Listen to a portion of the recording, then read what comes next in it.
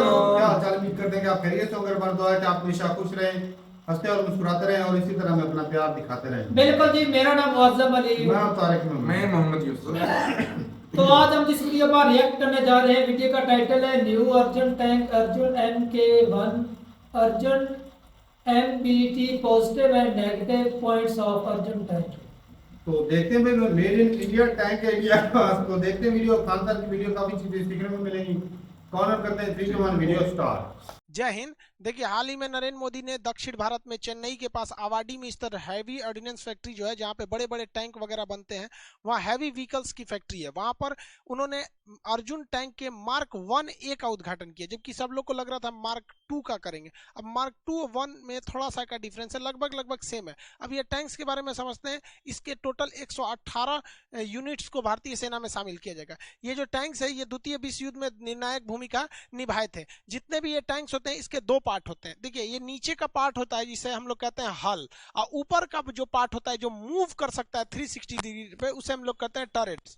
तो ये जो टरेट होता है, ये 360 डिग्री पर मूव कर सकता है। इसी में टरेट वाला एरिया होता है, इसी में इसके बैरल लगे होते हैं, इसी में इसका मशीन गन लगा होता है, इसमें ही मेन इसके हथियार होते हैं, जबकि अंदर बैठने वाली फैसिलिटीज हल में होती है। टैंक्स का लोड इतना ज्यादा रहता है कि इसका चक्का धंस जाएगा, लेकिन प्रेशर के सिद्धांत के हिसाब से इसके एरिया को बढ़ाने के लिए इसमें कई चक्के जोड़ के और एक यहाँ पे रबड़ बेल्ट जोड़ दिया गया। इस रबड़ बेल्ट की वजह से इसका एरिया बढ़ जाता है और इन चक्कों की वजह से डिस्ट्रीब्यूट होकर ये धंसता नहीं है। इसमें जितने चक्के देख रहे होते हैं, ये सारे चक्के इंजन से नहीं होते हैं, ये केवल इस रबड़ बेल्ट पे डगर रहे होते हैं। इंजन से मेन ये पीछे वाला चक्का होता है। इंजन पीछे होता है और पावर देता है इसी चक्के को। ये चक्का घूमता है तो बेल्ट आगे बढ़ती है, ये उस बेल्ट पे आराम से ये लोग डगरते रहते हैं और ये बेल्ट होने की वजह से ये धंसती। ये जो टैंक होता है, इसका फ्यूल टैंक जो होता है, ये पीछे होता है, ये इसका फ्यूल टैंक है। एक बार फ्यूल भर देने पे ये काफी लंबे 300 से 400 किलोमीटर का एरिया ये आराम से एक बार फ्यूल भरने पे ट्रेवल कर सकता है। लेकिन कभी कभी क्या होता है, इसे कैमोफ्लाइज करना पड़ता है। कैमोफ्लाइज के लिए ये अपने ऊपर पेड़ वगैरह की टहनियां, पत्ती वगैरह रख लेता है, जिससे कि वो विजुअली नहीं हो पाता है। लेकिन कभी कभी क्या है कि रेगिस्तानी भाग में ये पूरा खुले में आ जाता है, तो इसे भागना बड़ा मुश्किल हो जाता है। तो इसके बगल में एक फ्यूज स्मोक डिस्चार्ज लगा होता है, जिससे कि ये पूरा तरह से धुआं कर देता है और इतना धुआं कर देगा कि दिखेगा ही नहीं। जैसे यहाँ देखिए, ये टैंक है और इस साइड ये इतना बड़ा सा धुआं कर दिया है। इसमें एक्यूरेट निशाना लगाना मुश्किल हो जाएगा, जिस वजह से ये बच के आगे निकल जाता है। इसमें सबसे बड़ी समस्या टैंक के लिए दुश्मन हो जाता है एंटी टैंक जो माइंस होते हैं। ये जमीन के अंदर इस तरह से लगा दिए जाते हैं, जैसे इस पर कोई टैंक चढ़ेगा तो उसका हाल ये हो जाएगा। ऐसे बहुत सारे टैंक राजस्थान में हम लोगों ने पाकिस्तान के मार के रखे हुए हैं। तो इस अभी जो हाल ही में जो भारत ने अर्जुन मार्क 1A का जो उद्घाटन किया है, इसमें माइंस प्लगर लगा दिए गए हैं हर एक टैंक में। अब ये माइंस प्लगर देखिए, टैंक के आगे लगे रहते हैं, ये दांत की तरह होते हैं और इस तरह से उठे हुए रहते हैं और इसके आगे एक सेंसर लगा होता है। ये सेंसर जमीन पे रेडिएशन छोड़ते रहता है। इंफ्रारेड रेडिएशन की वजह से ये सेंसर आगे पता कर लेता है कि अंदर जमीन में कुछ माइंस तो नहीं है, और अगर इसे लग गया कि माइंस है तो ये नीचे गिरा देता है, और नीचे गिरा देंगे ना तो इसको कोड़ के फेंक देगा वो माइंस को। ले सोचा जो यहाँ माइंस बिछा के रखा था। टैंक जो होता है मेन बैटल टैंक MBT है, जो भारत का है, ये 3rd जनरेशन का मेन बैटल टैंक है। इसकी सेफ्टी के लिए इसका जो बाहरी का कांचना नाम का जो कवच है, इस पर यहाँ पर आप देखेंगे तो बॉक्स की तरह एक्सप्लोसिव लगेगा सब, ये इसको प्रोटेक्शन देते हैं। इसके अंदर एक विशेष प्रकार का रबड़ भरा होता है और हल्का एक्सप्लोसिव होता है, हल्का सा अंदर से भी ब्लास्ट करता है, बट पूरी तरह ब्लास्ट होकर वापस नहीं आ सकता है। इसकी डिजाइनिंग इस तरह से की जाती है, इसे कर्व एरिया में बनाया जाता है, ताकि अगर इस पर गोली लगे तो पहले तो गोली छटक जाए, क्योंकि वो एकदम बराबर नहीं है, कर्व की तरह बना दिया जाता है। और जैसे ही इस पर कोई गोली वगैरह टकराती है तो स्टील का ये इतना मजबूत रहता है कि ये फटता नहीं है, और टकराने से अंदर एक झटका लगता है तो अंदर भी एक छोटा सा ब्लास्ट होता है, और वो ब्लास्ट मतलब झटका देने के लिए होता है, जिससे कि गोली वगैरह छटक जाती है, इससे ज्यादातर नुकसान नहीं होता है। ये डबल लेयर सिक्योरिटी होती है। एक ये वाला आप देख लिए आर्नामेंट सिक्योरिटी के लिए बाहर बाहर है, और इसका मेन बॉडी तो अंदर है, मेन बॉडी अंदर है, तो डबल लेयर सिक्योरिटी होती है इसकी। इन टैंक्स के ऊपर रॉकेट लॉन्चर से हमला किया जाता है, तो रॉकेट लॉन्चर के हमला को बचने के लिए इसके साइड साइड में यहाँ पर लगे रहते हैं सब रडार। ये रडार अपने और आने वाले रॉकेट लॉन्चर्स वगैरह को पकड़ लेते हैं। जैसे इस पे दागेंगे ना तो एक रडार रहेगा, इसको पकड़ लेगा, दूसरा रॉकेट आएगा जो इस रॉकेट से आके टकरा जाएगा, उसके बगल में आके ब्लास्ट करेगा, जिससे कि ये सेफली बच जाएगा। किसी टैंक में 4 लोग बैठते हैं। यहां पर बैठता है इसका ड्राइवर जो हल वाले एरिया में बैठता है अंदर की ओर, ये पेरिस्कोप से देखेगा। यहां इसका कमांडर बैठा हुआ है, बाहर निकल रहा है गनमैन और ये क्या हो जाता है लोडर। तो ये 4 लोग बैठे रहते हैं। इन्हें देखने के लिए पेरिस्कोप लगाया जाता है। इनका पेरिस्कोप अंदर बैठे बैठे ये आराम से बाहर की ओर देख सकते हैं इस पेरिस्कोप की मदद से। ये आगे 120 डिग्री के एरिया में, ये वाइड एरिया में देख सकता है। हालांकि ये ऊपर का जो एरिया है ये तो 360 डिग्री खुद ही घूम जाता है, जिस वजह से इसको देखने में कोई प्रॉब्लम नहीं आती है। इसमें ड्राइवर के जो बैठने का एरिया होता है सबसे आगे होता है, वो बेंड पोजीशन में इस तरह से बैठता है और ये पेरिस्कोप की मदद से वो बाहर की एरिया इसको देख लेता है। लेकिन बाकी के लोग देखिए, ये ड्राइवर का बैठने का जगह है, ये सबसे थोड़ा सा कंजस्टेड रहता है। यहाँ एक आदमी बैठा हुआ आपको दिखेगा, ये आदमी जो है ये कमांडर है।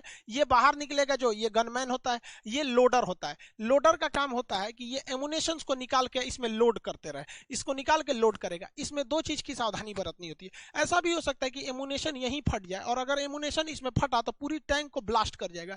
इसलिए हर एमुनेशन का अलग अलग एक एमुनेशन चैम्बर होता है, वो उसी में रख के उसे बंद किया रहता है। ये इतना मजबूत और इस तरह से बनाया जाता है चैम्बर को कि अगर एक ब्लास्ट होगा तो दूसरे को ये कुछ होने नहीं देगा और स्मोक बाहर से निकल जाएगी। ये इसमें लोड कर देता है और लोड करने के बाद कमांडर के हिसाब से उसे फायर कर दिया जाता है। भारत पहले टैंक्स के एमुनेशंस को बाहर से इंपोर्ट करता था, जिसपे बहुत ज्यादा खर्च आते थे। अब भारत की डीआरडीओ खुद से एमुनेशंस बनाने लगी है। अलग अलग साइज के एमुनेशंस होते हैं जिसे टैंक में यूज किया जाता है। टैंक्स का जो मेन गन होता है, वो भारत ने जो टैंक बनाया हुआ 125 mm का मेन गन है। ये इधर से ही एमुनेशंस को फायर किया जाएगा। अब इस एमुनेशन को फायर करने में एक खराबी ये होती है कि जब भी इसे फायर करते हैं बहुत बड़े मात्रा में हीट, धुआं, स्मोक, जहरीली गैसें प्रोड्यूस होती हैं। और अगर ये प्रोड्यूस होती हैं और यहां से निकलती है तो कुछ गैस तो लौट भी सकती है। तो भैया ये लौटे ना, अगर लौट गई तो अंदर घुस जाएगा, पूरा धुआं धुआं हो जाएगा अंदर। अब खुद से देखिए ना, इतना बड़ा धुआं यहाँ हुआ है तो जेनवी ने कुछ ना कुछ तो लौटेगा अंदर, पूरा धुआं धुआं हो जाएगा। इसी धुआं को रोकने के लिए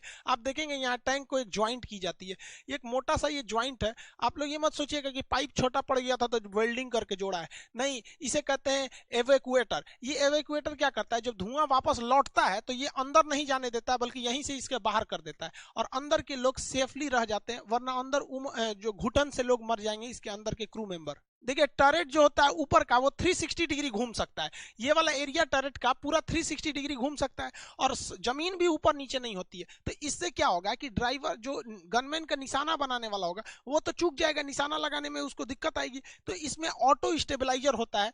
ये टैंक कितना भी ऊपर जाए, कितना किधर भी घूमे, इसका ये पिन पॉइंट निशाना कभी नहीं बदलेगा। ये अपने जगह पे स्टेबल रहेगा। इसे ऑटो स्टेबल कहते हैं। अगर मान के चलिए ड्राइवर किसी दूसरी दिशा में घुमा दिया तो इसका डायरेक्शन अपने से जिस दिशा में ये रखेगा वैसे ही रहेगा, ये नहीं घूमेगा। तो इससे फायदा होता है कि पिन पॉइंट एक्यूरेसी आती है ऑटो स्टेबलाइजर की वजह से।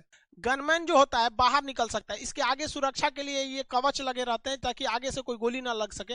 और यहाँ एक इससे हाईवी पावर का 12.7 mm का एंटी एयरक्राफ्ट गन दिया जाता है, जिससे कि ये एयरक्राफ्ट के ऊपर फायरिंग करके उस एयरक्राफ्ट को भी मार के गिरा सकते हैं। ये टैंक्स रात में भी बखूबी काम करते हैं। यहाँ देखेंगे तो यहाँ पर इसके यहाँ थर्मल इमेजिंग कैमरा होता है। ये किसी चीज का थर्मल स्कैन कर लेते हैं। जैसे ये थर्मल स्कैनिंग किया गया है तो कोई भी आगे रात के टाइम पे भागेगा तो थर्मल इमेजिंग कर लिया जाएगा। इंफ्रारेड से भी देख सकते हैं। ये वाला जो कैमरा है ये इंफ्रारेड दिखा सकता है, रात के वक्त एकदम इजीली दिखाएगा ग्रीन कलर में। तो ये इंफ्रारेड से भी देख सकता है, थर्मल कैमरा में भी देख सकता है। अब ये लोग आराम से भाग रहे हैं कि हमें कोई नहीं देख रहा है, हेलीकॉप्टर से उतर रहे हैं, बबुआ हमें कोई नहीं देख रहा है, ये आराम से चुपचाप बैठा है, इसे कोई नहीं देख रहा है। ये लाइट आपको भले दिख रही है, मतलब ये दूसरे बहुत धीमी लाइट होती है। आप सीसीटीवी कैमरा में भी इस तरह के इंफ्रारेड लाइट्स को देखे होंगे। तो ये ज्यादा रोशनी नहीं करती है और आराम से अंधेरे में भी दुश्मन पर हमला कर सकते हैं। ये आज का मॉडर्न जमाना केमिकल वॉरफेयर का हो गया। आजकल न्यूक्लियर ब्लास्ट कहीं हो गया या फिर जहरीली गैस निकल गई, ब्लास्ट के वक्त से बारूद से जहरीली गैसें निकलती हैं। तो इस वजह से इसके ऊपर एक सेंसर लगाया गया रहता है। इसके चारों डायरेक्शन में एक सेंसर है, ये पता कर लेगा कि बाहर कोई जहरीली गैस क्या हुई है, रिलीज हुई है। जैसे जहरीली गैस रिलीज होगी तो इसके अंदर एयर फिल्टर लगा हुआ है, उस एयर फिल्टर करके अंदर भेजेगा और बाकी के एरिया मतलब जहरीली गैसों को अंदर जाने ही नहीं देगा। और अगर टैंक्स गड़बड़ हो गया है तब इनको निकलने के लिए अलग से एक तो गैस प्रूफ सूट लगा होता है कि अगर बाद की टैंक हिट कर गया है, बाहर निकलना है, तो इस तरह से वो निकल सकते हैं। लेकिन इसका एयर प्यूरीफायर किसी भी जहरीली गैस को अंदर जाने नहीं देगा, जिससे क्रू मेंबर्स की जान खतरे में नहीं पड़ेगी। इस टैंक की दो खराबी, भैया ये बहुत लेट से इसका प्रोसेस चालू है। 1971 की लड़ाई में हम लोगों ने लोंगेवाला के एरिया में, पाकिस्तान के एरिया में हम लोगों ने फील किया था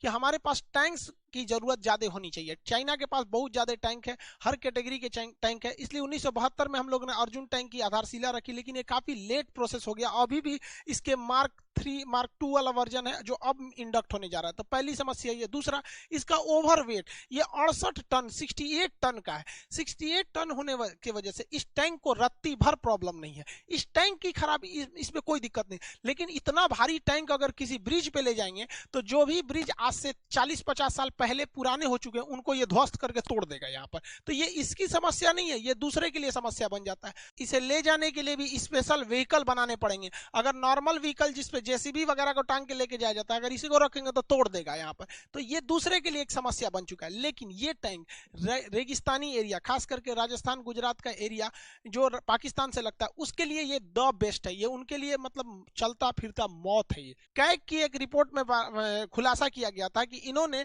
रूस के T-90 टैंक से और अर्जुन टैंक का कंपैरिजन किया था। इन्होंने लगभग 9 पैरामीटर्स पे खरा उतार के नापा गया था कि ये ज्यादा अच्छा है या ये ज्यादा अच्छा है। तो ये उस कंपैरिजन में जो हमारा अर्जुन था वो T-90 पे भारी पड़ा हुआ था। देखिए, T-90 टैंक बेसिकली डिजाइन किया रसिया ने अपने हिसाब से बनाया। उसका ज्योग्राफिकल एरिया अलग है, वहां ठंड ज्यादा है, ये सब मतलब उसने अपने हिसाब से किया। जबकि अर्जुन हमारा अपने हिसाब से। इसी वजह से अब कैग रिपोर्ट दे रही है तो भाई कैग तो बेवकूफ होते नहीं है भैया, वो IAS अधिकारी रैंक के अधिकारी होते हैं कैग। इन सब खासियत को ध्यान में रखते हुए 118 टैंक्स को मार्क 1A को मोदी जी ने भारतीय सेना में शामिल कर दिया। आवाडी में, चेन्नई के पास जगह आवाडी, वहां पर ये इसको बनाया जाता है। याद रखिएगा, आप ये वाला एग्जाम में भले पूछेगा तो ये सीरीज पूछ सकता है कौन से टैंक को शामिल किया गया, MK-1A। हालांकि MK जो मार्क 2 था, इसी मार्क 2 को हम लोग क्या कहें, MK-1 कहा गया है। इसमें एक चीज है, मतलब इसमें अगर रॉकेट फायरिंग नहीं कर सकते,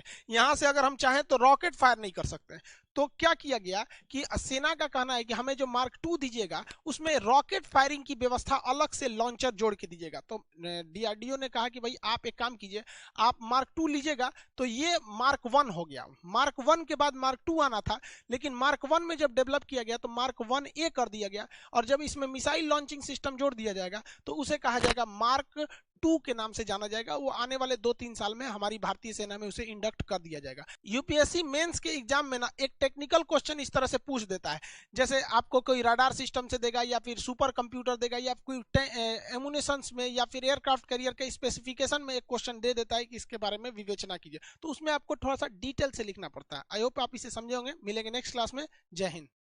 वीडियो खत्म हो गई भाई साहब। हम तो साला शुरुआत में समझते रहे कि टैंक बस ऐसा ही होगा, घूमता है और गोलियां चलाता है, और इसके अंदर कितना लंबा चौड़ा सिस्टम लगा हुआ है। बहुत 10 होगा। एक तो फिर होने ही नहीं। इस टैंक के अंदर जो मुझे सिस्टम लगा ना कि साफ ज़ाहिर के जो दुश्मन के इलाके हो, उन्होंने अपने इलाके में माइंस भी विचार किए होते हैं, माइंस उससे बचाव के लिए, उसके लिए भाई बचाव के लिए जो आगे सेंसर सिस्टम लगा वो बहुत हासु लगा। क्योंकि इनके नीचे हमेशा वो लगाए बम लगा दिए जाते हैं इनको उड़ाने के लिए, बस वो ही थे असर। ये रशिया यूक्रेन के बाहर में भी यही हो रहा था कि और इतने कई साल पुराने जो माइन बिछाए वो भी फट रहे हैं। हाँ। इस तरह है तो एक बार जो रख दे उसका तो पता ही नहीं चला जी, जब तक वो फटेगा नहीं। एक और जो चीज अच्छी लगी ना कि वो स्टेबल रहती है, उसकी जो गन होती है ना मेन जगह जिस चढ़ाई हो ऊंचाई हो वो स्टेबल रहती है। और किस तरह वो कि चेन लगा होता है, चेन की वजह से वो फंसती है। तकरीबन सारों में ही होता है, वो तो टैंक की खासियत है। हाँ, ये वो चेन वाला जिस सिस्टम किस्म का भी हो वो तो। लेकिन इसका जो मेन जो इसमें सबसे ज्यादा भाई साहब जो अंदर बैठे हैं ना फौजी, उनकी प्रोटेक्शन को मद्देनजर रखा हर लिहाज से, चाहे उनकी सांस हो, गोली से उनकी सेफ्टी हो, बारूद से हो, ऊपर जहाज से कोई हमला करे, हर एक चीज को ना हवा देख रहे हैं उसको भी वो साफ करके भेजता है जी। सेंसर सिस्टम सारा कुछ ऊपर से हाथ में भी आप देख रहे हैं। मैं कहता हूँ सारा कोई एक चीज भी कमी नहीं दिखी इसमें। हाँ। एक कोई चीज जितनी भी जरूरत की चीजें होती है, और वो सिस्टम बहुत बढ़िया लगा कि वो जो अंदर गोले बारूद रखा होता है उनका भी अलग अलग सेक्शन बना के रखा था। अगर कोई फट भी जाता है तो दूसरे को लॉस नहीं होगा, उसका धुआं बाहर निकलेगा। ऐसी बात। वरना भाई एक फटा तो भाई जिस तरह वो एक हमारे पास हुआ था तो सिंपल वाले जो बम होते हैं ना, वो के जलसे पे थे और वो एक को आग लगी, भाई सारा ही उधर फट गया, सारा का सारा पूरा फट गया। फट गया भाई साहब, दाड़ दाड़ दाड़ हो गई थी उधर। तो अगर ये टैंक पे ये बंदे भी मरेंगे और इस सारा टैंक का भी सारा हो लॉस हो जाएगा। तो वो गोला खराब भी होता, मिस फायर हो जाते हैं, हादसे हो जाते हैं भाई। अगर इस तरह का कुछ मामला होते हैं तो वो भाई फायदा देते हैं।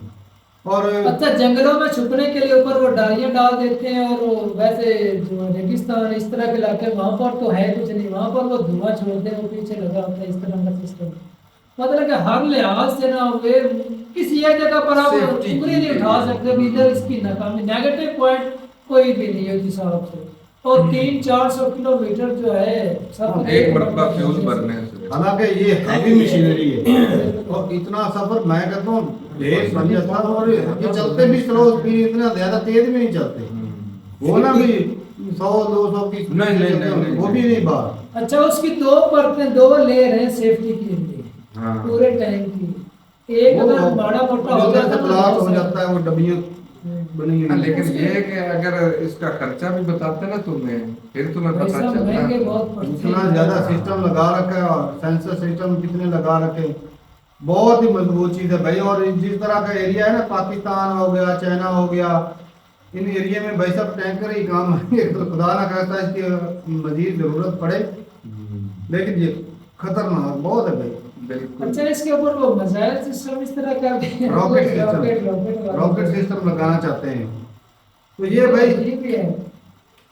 जो सिस्टम है भाई बहुत धांसू बनाया गया। इंफ्रारेड जो है कैमरे हैं वो बहुत कमाल के, कि आप रात को भी देख सकते हैं, आप हीट को भी फील कर सकते हैं, सेंसर। वो भी बहुत बढ़िया है भाई। तो यानी कि ये टोटल अच्छा, मिला अगर रॉकेट से इसके ऊपर हमला करता है, रॉकेट लॉन्चर जो होते हैं उसके रडार बचाव भी के लगे हुए लिए हैं, उसके ऊपर रडार भी लगे हुए हैं। अगर कोई आपकी तरफ आ रहा है तो उसको तो यार आप ये टैंक इसको मत बोलो, इसको तो पूरी आर्मी की बेस कह लो। ऐसा ही है भाई। तमाम तर चीजें तो वैसे हर एक में एक हर व्हीकल चीज में दे दिख रखी रही है। है। 4 बंदे, और मैं तो देख रहा था भाई जो मेन ड्राइवर होता है उसका बेचारा होता है लेट के चलाता है, ऐसे लेट के। देखा से पकड़ के रखा हुआ था, जो लेटा हुआ था। बहुत मुश्किल लाइफ है भाई साहब आर्मी की, ये जवानों का भी जिगरा और भी होता है। बिल्कुल बहादुर है।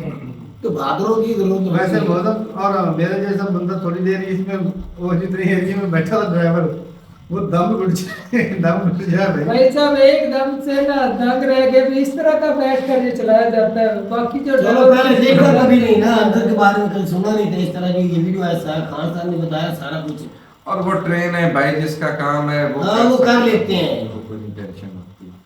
और भाई लोडिंग करने वाला बंदा जो रखते होंगे ना, जो हथियारों को लोड करता है, वो कोई डॉलों वाला ही होता है, तगड़ा बंदा। कमजोर बंदे के बस की वो बात नहीं है। वो अच्छा, वैसे जो आर्मी के जवान होते हैं वो कमजोर होते होते हैं हैं। बेशक कहीं कमजोर कई लोग होते हैं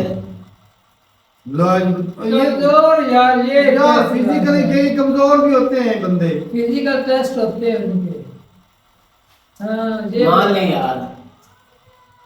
पता नहीं किस तरह की बातें कर देते हैं, वो डोले शोले मतलब सभी के भाई साहब इस तरह के होते हैं। वो भाई साहब बॉडी की मैंने निजामत होती है, लेकिन धोते हमारा हैं सारे पड़ोसी ताकत हमारा वाले। पड़ोसी भाई साहब, वो जब शुरुआत में आर्मी में गया था भाई साहब, बिल्कुल सिंगल पसली, चलो स्टेमिना उनका होता है, मजबूत होते हैं, लेकिन जो आम बंदे भी, मैं कहता हूँ मैं उससे ज्यादा तगड़ा था। कई गुना ज्यादा तगड़ा था, ये नहीं कह रहे। ये फर्क बॉडी के हिसाब से हो गया, ट्रेनिंग के हिसाब से नहीं और होगा। ट्रेनिंग तो फिर होती है, बंदे ही होते हैं लेकिन भाई फिजिकली कुछ बंदे स्ट्रांग होते हैं, और जो हैवी काम करने वाले वो स्ट्रांग बंदे को लगाते हैं, कमजोर को नहीं लगाते। और भाई जिसका दिल ही मतलब इतना बड़ा है, दिल की भी बात होती है। दिल की भी बात होती है भाई साहब, हाँ। लेकिन फिजिकली स्ट्रांग। बिल्कुल। अब आर्मी फिट होना चाहिए। आर्मी में जितने जवान होते हैं नौजवान। सारों की ताकत सेम होती है क्या? नहीं, उनमें भी कई तगड़े होते हैं बंदे, कई नौजवान फिट होते हैं, तगड़े होते हैं, कई कमजोर भी होते हैं। काबिलियत जो होती है ना भाई साहब, काबिलियत बहुत ज्यादा मायने रखती है। हाँ, काबिलियत के हिसाब मैं- ये तो नहीं इसके डोले, ये जो लड़ाइयाँ लड़ी जाती है ना डोलों के साथ है। अच्छा मैंने क्या बात की है, इधर क्या मैंने बात की है कि जो भाई साहब, तो डोले शोले तो बोल रहा है। जो मैंने कहा जो हथियार जो लोड लोडर करता का है, काम करेगा वो भाई साहब हैवी ये तो ख्याल वो से कौन से 4-4 मन का होना है भाई साहब। तो यार जितना भी वजन तो होना ही है ना। 20-25 किलो का होगा, चलो, ये भी ज्यादा सही है, होगा भाई 20-25 किलो का भी होगा, लेकिन वो एक ही बंदे की ड्यूटी, अगर खुदा ने कहा जंग का माहौल हो, अगर कमजोर बंदा तो वो एक ही सबको देता फिरेगा फिर। कैसे देगा भाई। लेकिन तो वहाँ पे सभी बंदा के हर physically जो है हर वो टैंक के ऊपर अलग अलग एक होना है। तो वही तो बात है भाई साहब, अपनी हम कब कह रहे हैं ज्ञानी बाबा के ये भाई बोल रहा है सभी को वो एक एक करके देता होगा। तेरे कहने पे कह रहा हूँ ना। क्या मतलब फिर वो उसका कहना है कि वो एक अरे जो भाई, बंदा है ये वो क्या सभी कह टैंक रहे को हैं सप्लाई आप? करेगा। मैं उसको बोल रहा हर टैंक के ऊपर एक बंदा तो होगा हर जो टैंक वो पर अलग करता से ही होगा। होगा। सुबह से हम क्या फिर कह रहे हैं यार। अब भाई मैं मेरी माफ कर दे भाई, गलती हो तो गई ये है। वो बोल रहा है, मैं खुद बोल रहा हूँ। मैंने भाई गलत बोला है कि तूने जो गलत बंदा बोला ख्याल है। लोड करता है वो तगड़ा टुकड़ा नहीं, वो नॉर्मल ही होगा। हाँ, बिल्कुल वो कुछ सुबह बंदे सा होते हैं होता है। फिजिकली स्ट्रांग होते हैं, आर्मी में जवान थानों की ताकत एक जैसी थोड़ी होती है। चलें जी, ठीक है भाई, अपनी राय जरूर बताइएगा कमेंट सेक्शन में। मिलते रहिए, तब तक के लिए इजाजत दें। अल्लाह हाफ़िज़।